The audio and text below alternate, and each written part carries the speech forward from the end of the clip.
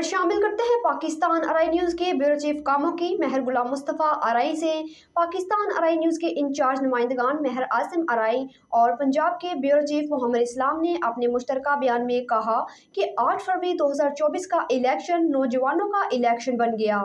महर आसिम अराई और मोहम्मद इस्लाम आडा ने कहा कि खुद को सियासत का बादशाह समझने वाले गरूर के भूतों को इस इलेक्शन ने खाक में मिला दिया है, जिनमें गुजरांवाला से खुर्रम दस्तगीर भी शामिल हैं, जो गुजरांवाला की सियासत को अपने घर की कनीज समझते थे। वो भी अवामी गजब से बच ना सका, जबकि फैसलाबाद से राना सनाउल्लाह भी अवामी रेले के आगे टिक ना सके।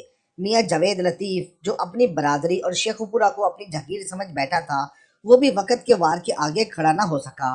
साबिक वजीर रेलवे साद रफीक को अवाम ने रेल की पटड़ी पर चढ़ने ही न दिया और उसकी सियासी और फिरौनियत को हमेशा के लिए ख़त्म कर दिया। इसी तरह अयाज सादिक, जो खुद को सियासत का बादशाह समझता था, खुदा की खुदाई ने बता दिया कि असल बादशाह हमेशा के लिए खुदा की ज़ात है।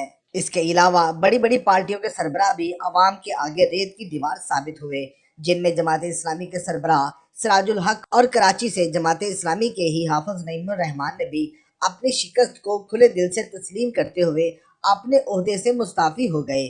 IPP के सदर जहांगीर तरीन भी अपने ही हल्का मुल्तान से हार कर दिल बर्दाश्ता होकर सियासत से किनारा कश हो गए और बहुत से सियासतदानों की जीती सीटों पर खतरे के अलार्म बज रहे हैं, जिनमें मुस्लिम लीग नून के नवाज शरीफ, अता तारड़ और पीर पगाड़ा जैसी शख्सियात भी खतरे में हैं। मरियम नवाज, ओन चौधरी, सियालकोट से ख्वाजा आसिफ को भी शायद सीट वापस करनी पड़ जाए। पाकिस्तानी अवाम के जो खदशात थे कि अफवाज पाकिस्तान इलेक्शन में मुदाखलत करेगी, वो भी दम तोड़ गए हैं। पाक फौज ने अपनी अवाम से मोहब्बत का मुजाहरा करके उनके दिल जीत लिए हैं।